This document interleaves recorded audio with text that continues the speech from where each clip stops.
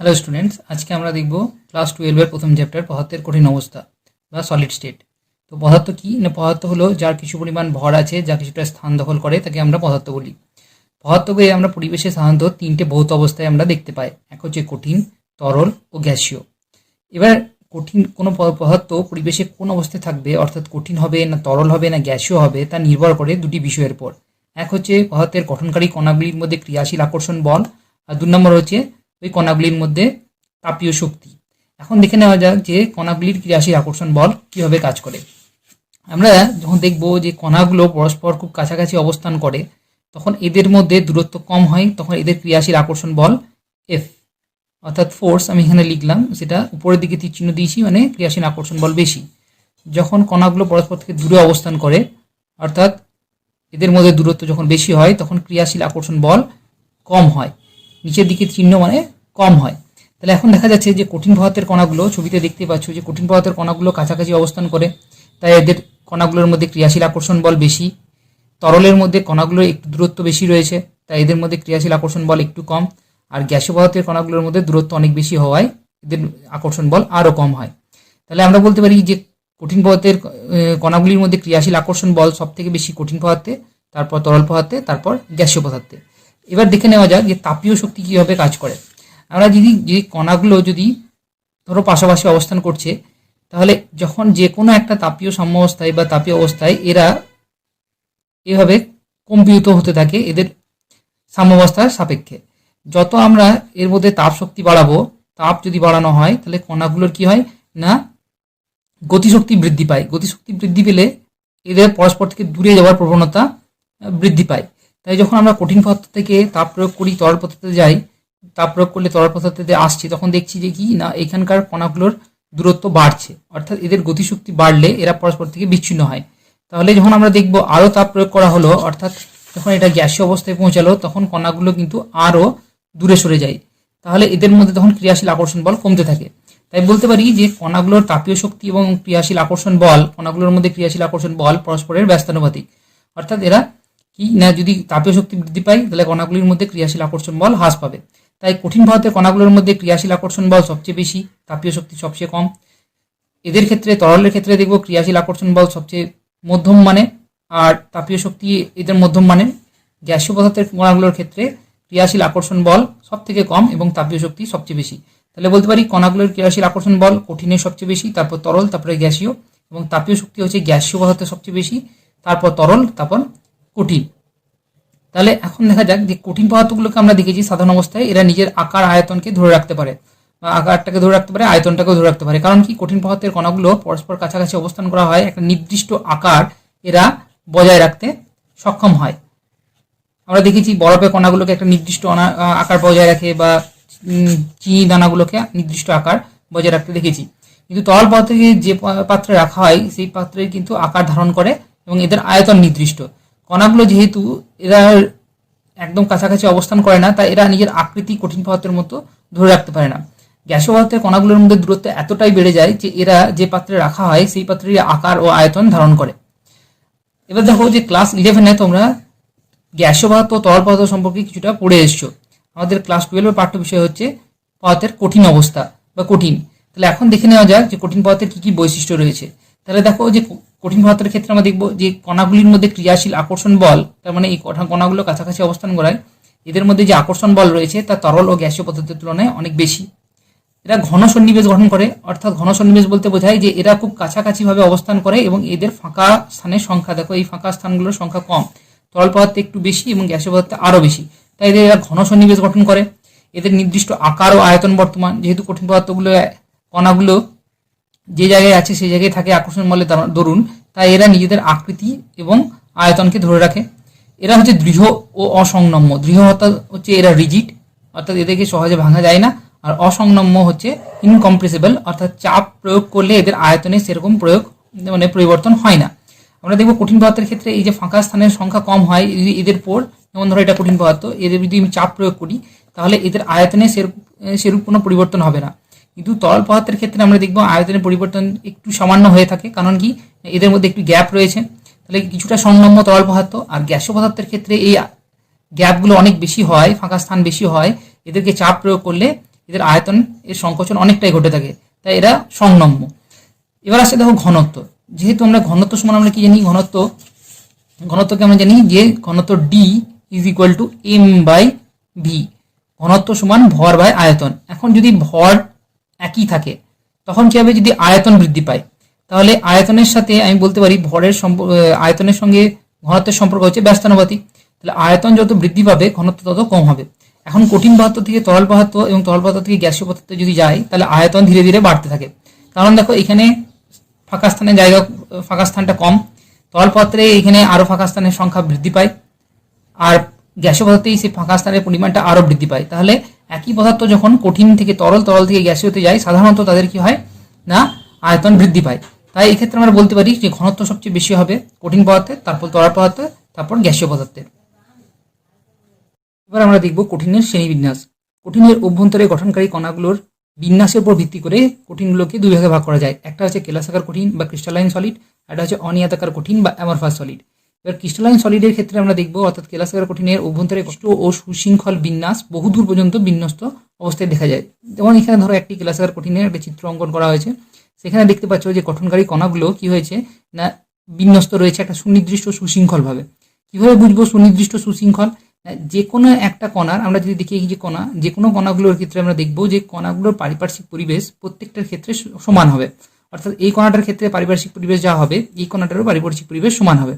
এখানে এখন দেখে মনে হতে পারে যে এই কণাটি পারিপার্শ্বিক পরিবেশ কিন্তু সমান নয়, কিন্তু তা নয়। এটা আমাদের মনে রাখতে হবে যে এটা বহু দূর পর্যন্ত বিস্তৃত, অর্থাৎ লং রেঞ্জ অর্ডার। তাহলে এইটা এইভাবে বিন্যস্ত হয়ে আছে, এইদিকেও এটা বিন্যস্ত হয়ে আছে, আবার এইটাও এইভাবে বিন্যস্ত হয়ে আছে। তার মানে বলতে পারি যে এক্স অক্ষ বরাবর লেয়ারগুলো বিন্যস্ত হয়ে আছে বহুদূর পর্যন্ত, আর ওয়াই অক্ষ বরাবর বিন্যস্ত হয়ে আছে বহুদূর পর্যন্ত। আণবিক স্তরে যদি আমরা দেখি সেখানে কিন্তু প্রচুর সংখ্যক কণা থাকায় এই ধরনের বিন্যাস আমরা দেখতে পাবো। অর্থাৎ প্রত্যেকটা ক্ষেত্রেই দেখবো যে কণাগুলোর পারিপার্শ্বিক অবস্থা একই রকম হবে।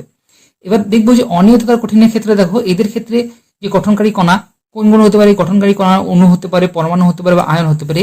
সেই অণু, পরমাণু বা আয়ন কিন্তু সুনির্দিষ্টভাবে সজ্জিত থাকে না।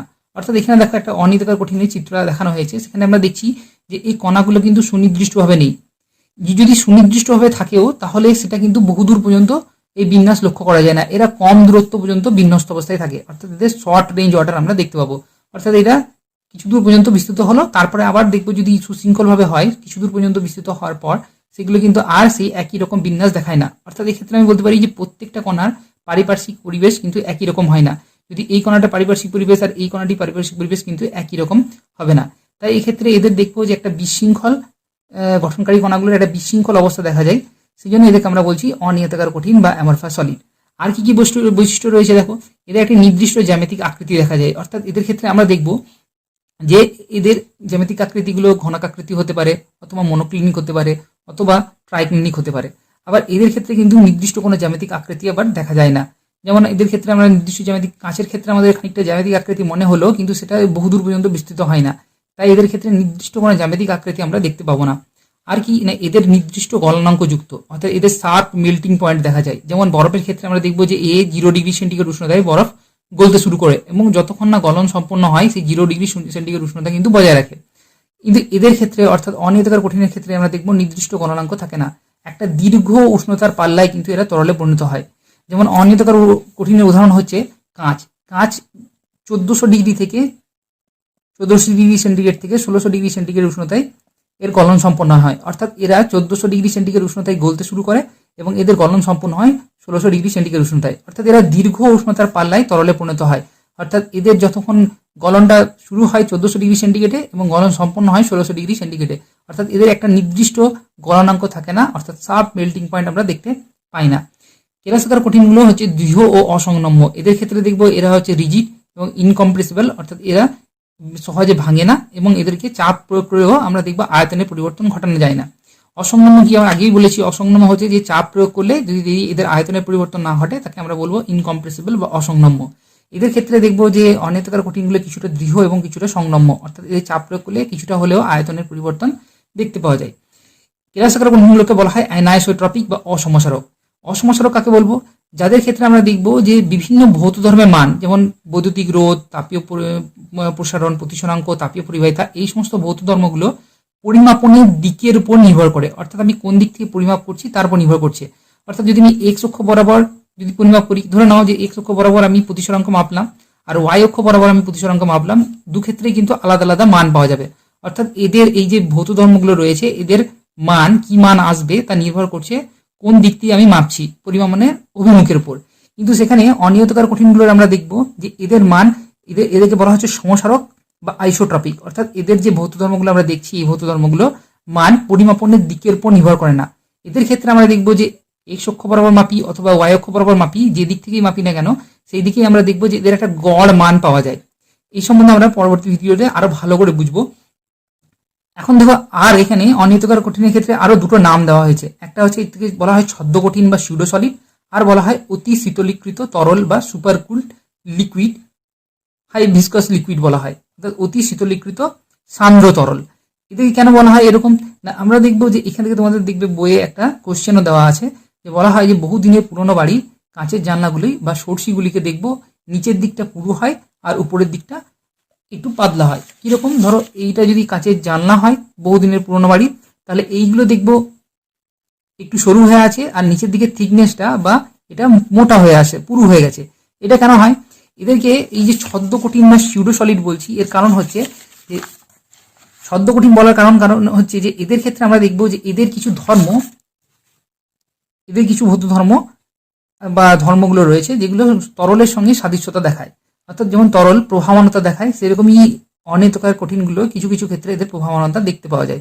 যেমন আমরা কাঁচের ক্ষেত্রে দেখবো যে এদের কিছুটা প্রভাবনতা দেখতে পাওয়া যায়। যেমন এই যে কাঁচের সরষিগুলির ক্ষেত্রে আমরা দেখবো যে কাঁচের যা জানলাগুলো রয়েছে, তাহলে এরা যেহেতু তরল প্রভাবনতা দেখায়, তাহলে কাঁচের যে জানলাগুলো রয়েছে এরকম আমরা কি দেখি যে তরল সাধারণত উপর থেকে নিচের দিকে প্রবাহিত হয় মাধ্যাকর্ষণ শক্তির প্রভাবে। তাহলে এক্ষেত্রেও আমরা দেখবো যে কাঁচের যে সরষিগুলির যে কাঁচের অণুগুলো রয়েছে উপরের দিকে, সেগুলি মাধ্যাকর্ষণ শক্তির প্রভাবে নিচের দিকে খুব ধীর গতিতে নামতে থাকে। এরা যেহেতু অতি সান্দ্র তরল বলা হয়, যে যদি তরলের সান্দ্রতা বাড়ে তাহলে এর সচলতা কি হয়, হ্রাস পায় আমরা জানি। যেমন মধুর ক্ষেত্রে আমরা দেখতে পাই যে এর সান্দ্র হওয়ার জন্য এর সচলতা জলের তুলনায় কম হয়। আবার এদের বলা হচ্ছে অতি শীতলীকৃত। অতি শীতলীকৃত হওয়ার জন্য এরা কি হয় না, এদের আবার সচলতা আবারও কমতে থাকে। কারণ কি, যত শীতল করা হয় তারা এরা কঠিনের দিকে চলতে শুরু করে, অর্থাৎ কঠিনের দিকে অবস্থাটা কঠিনের দিকে যায়, তখন এদের সচলতা আরো কমতে থাকে। তাই এরা অতি সান্দ্র অতি শীতলীকৃত হওয়ায় খুব ধীর গতিতে উপর থেকে নিচের দিকে নামে। তাই বহু দিনের যদি পুরোনো বাড়ি হয় তাহলে তাদের কাঁচের জানলাগুলোর ক্ষেত্রে আমরা দেখবো যে নিচের দিকটা একটু বেশ মোটা হয়ে এসছে আর উপরের দিকে কাঁচটা একটু পাতলা হয়ে আসছে। তো এটা তোমাদের একটু কোশ্চেনে দেওয়া থাকে। এবার আমরা দেখব যে সমসারক আর অসমসারক পদার্থ বলতে আমরা কি বুঝি। এবার দেখো যে সমসারক আর অসমসারক বলতে কি বুঝি। সমসারককে আমরা বলি ইংরেজিতে আইসোট্রপিক, আর অসমসারককে বলা হয় অ্যানাইসোট্রপিক। দেখো এই সমসারক অর্থাৎ আইসোট্রপি এই কথাটি এসছে গ্রিক শব্দ আইসো, যার অর্থ হচ্ছে সমান বা সেম, আর ট্রোপোস যার অর্থ হচ্ছে দিক বা অভিমুখ বা ডাইরেকশন বলতে পারি। তাহলে অনিয়তাকার সলিডগুলোকে আমরা কি বলেছি, সমসারক। তাহলে এদেরকে আমরা দেখেছি যে এদের বিভিন্ন ভৌত ধর্মগুলোর মান কি কি, প্রতিসরাঙ্ক, তাপীয় পরিবাহিতা, তাপীয় প্রসারণ বা বৈদ্যুতিক রোধ, এগুলো কোন দিক থেকে মাপছি তার উপর নির্ভর করে না। দেখো এখানে একটা অসমসারকের আমি ছবি এঁকেছি, অসমসারক পদার্থের। এখানে দেখছি যে এই যে গঠনকারী, এই প্রত্যেকটা জায়গায় একটা করে গঠনকারী কণা আছে। আমি কয়েকটা গঠনকারী কণাকে দেখিয়েছি। তাহলে দেখো এখানে এক্স অক্ষ বরাবর নিয়েছি, একটা ওয়াই অক্ষ বরাবর কণা নিয়েছি। তাহলে এখানে প্রত্যেকটা এক্স অক্ষ বরাবর যে কণাগুলো রয়েছে তার কিন্তু দেখো এক্স অক্ষ থেকে এই কণাটার দূরত্ব, এই কণাটার দূরত্ব কিন্তু একই রকম নয়। তাহলে আমি বলতে পারি যে এক্স অক্ষ বরাবর যে কণাগুলো রয়েছে, যদি এটাকে আমি 1 নম্বর কণা ধরি, এটাকে 2 নম্বর 3 নম্বর ধরি, এটাকে 4 নম্বর কণা ধরি, তাহলে এক্স অক্ষ বরাবর প্রতিটি কণারই পরিবেশ কিন্তু আলাদা। অর্থাৎ 1 নম্বর যে কণা রয়েছে তার পরিবেশ 2 নম্বর কণা থেকে আলাদা, 3 নম্বর থেকেও আলাদা, 2 নম্বরটা 3 নম্বরের থেকে আলাদা, 3 নম্বরটা আবার 4 নম্বর থেকে আলাদা। অর্থাৎ বলতে পারি যে এক্স অক্ষ বরাবর যে কণাগুলো রয়েছে তাদের পরিবেশ কিন্তু আলাদা প্রত্যেকটা ক্ষেত্রে। আবার ওয়াই অক্ষ বরাবর যে কণাগুলো রয়েছে তাদের দেখো পরিবেশ, এই কণাটা যদি আমি ধরি তাহলে ওয়াই অক্ষ থেকে অনেকটা দূরে আছে, কিন্তু এই কণাটা ততটা দূরে নেই। তাহলে ওয়াই অক্ষ বরাবরও প্রত্যেকটা কণার ক্ষেত্রে আমরা দেখব এদের পরিবেশ আলাদা। যদি এটা 5 নম্বর কণা ধরি, এটা ধরো 4 নম্বর কণা ধরি, এটা 5, এটা 6 ধরে নিই, তাহলে প্রত্যেকটা ক্ষেত্রে আমরা দেখবো যে এদের কণার পরিবেশ কিন্তু আলাদা হবে। তাই এক্ষেত্রে দেখছি যে আমরা একটা, যখন ধরে নাও যে আমি তাপীয় প্রতিসরাঙ্ক মাপছি, তাহলে প্রতিসরাঙ্ক মাপার ক্ষেত্রে দেখবো যে এক্স অক্ষ বরাবর যদি প্রতিসরাঙ্ক মাপি আর ওয়াই অক্ষ বরাবর যদি প্রতিসরাঙ্ক মাপি, তাহলে সেক্ষেত্রে মান কিন্তু একটা গড় আসবে। অর্থাৎ এক্স ও ওয়াই অক্ষ বরাবর যে প্রতিসরাঙ্ক হবে তার একটা গড় মান আমরা পাবো। তাহলে এইখানে খুব একটা আলাদা মান এক্স অক্ষ ও ওয়াই অক্ষ বরাবর দেখা যায় না, তাই এদেরকে আমরা বলছি সমসারক বা আইসোট্রপিক। আবার অ্যানাইসোট্রপিক কথাটির অর্থ কি? আইসোট্রপিক কথাটির অর্থ হচ্ছে সব দিক থেকে সমান। এদের অ্যানাইসোট্রপিক কথাটির অর্থ হবে সব দিক থেকে সমান নয়। অর্থাৎ যদি আমরা দেখো এখানে একটা নিয়তাকার কঠিন বা কেলাসাকার কঠিন এঁকেছি, যার ক্ষেত্রে দেখো এক্স অক্ষ বরাবর কণাগুলোকে নেওয়া হয়েছে। তাহলে এক্স অক্ষ বরাবর দেখো একটি দুটো তিনটে, এক্স অক্ষের অপর দিকে রয়েছে একটা দুটো তিনটে। তার মানে এখানে আমরা দেখছি যে এক্স অক্ষ বরাবর এই কণাগুলোর পারিপার্শ্বিক পরিবেশ একই রকম। তাহলে আমি বলতে পারি যে এক নাম্বার কণা হয়, এটা 2 নাম্বার হয়, 3 নাম্বার, এটা 4 নাম্বার যদি কণা ধরে নিই এভাবে পরপর, তাহলে দেখতে পারি যে 1 নাম্বার কণার পরিবেশ 2 নাম্বার কণার পরিবেশের সঙ্গে সমান, 2 নাম্বার কণার পরিবেশ 3 নাম্বারের সঙ্গে সমান। অর্থাৎ বলতে পারি যে এই পোর্শনে যে কণাগুলো রয়েছে আর এই পোর্শনে যে কণাগুলো রয়েছে, অর্থাৎ এক্স অক্ষের দুই পাশে যে কণাগুলো রয়েছে তাদের পরিবেশ একই রকম।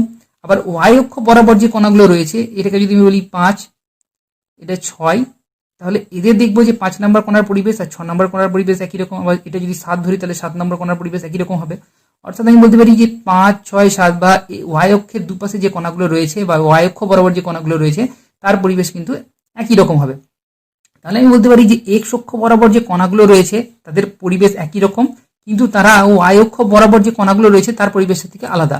তাহলে এক্স অক্ষ বরাবর যখন আমরা কোনো ভৌত ধর্ম মাপছি তখন যা মান পাবো, ওয়াই অক্ষ বরাবর সেই ভৌত ধর্ম মাপলে একই মান পাওয়া যাবে না।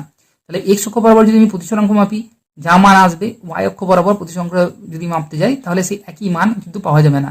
অর্থাৎ এদের ভৌত ধর্মগুলোর মান পরিমাপনের অভিমুখের উপর নির্ভর করে।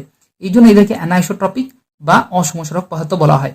এটা কেন বুঝতে পারবে যে যদি আমি এদিকে ধরে নাও যে আমি প্রতিসরাঙ্ক মাপছি, এদিক থেকে আলো যাচ্ছে, তাহলে এইখানে দেখো যে কণাগুলোর ঘনত্ব বেশি এক্স অক্ষ বরাবর, ওয়াই অক্ষ বরাবর সেই কণার ঘনত্ব কিন্তু কম আছে। তাহলে এক্স অক্ষ বরাবর ঘনত্ব বেশি হওয়ার জন্য এখানে বেশি বাধার সম্মুখীন হবে, তাহলে প্রতিসরাঙ্কের মান আলাদা হবে। ওয়াই অক্ষ বরাবর সেই বাধার সম্মুখীন কম হবে, তাই এই ক্ষেত্রে আমরা দেখব যে ওয়াই অক্ষ বরাবর প্রতিসরাঙ্কের মান অন্যরকম হবে, এক্স অক্ষ বরাবর হবে না। যেহেতু এখানে এক্স অক্ষ ওয়াই অক্ষ বরাবর কণাগুলোর কি পারিপার্শ্বিক পরিবেশ এক নয়, তাই এক্ষেত্রে ভৌত ধর্মগুলোর ক্ষেত্রে মান অভিমুখের উপর নির্ভর করে। তাহলে কোন দিক থেকে মাপছি সেই দিক থেকে কিন্তু এই মানটা নির্ভর করে যাবে।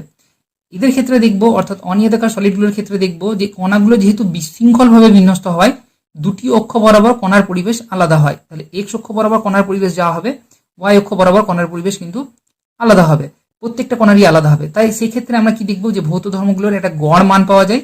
অর্থাৎ এদের যে ভৌত ধর্মগুলোর মান তা পরিমাপনের দিকের উপর নির্ভর করে না। তাহলে আমরা এখানে বুঝলাম যে সমসারক পদার্থ আর অসমসারক পদার্থ বলতে কি বুঝি এবং কেন নিয়তাকার সলিডগুলোকে আমরা দেখছি বা কেলাসাকার সলিডগুলোকে অ্যানাইসোট্রপিক বা অসমসারক বলা হচ্ছে, আর কেন অনিয়তাকার সলিডগুলোকে বা অ্যামারফাস সলিডগুলোকে সমসারক বলা হচ্ছে।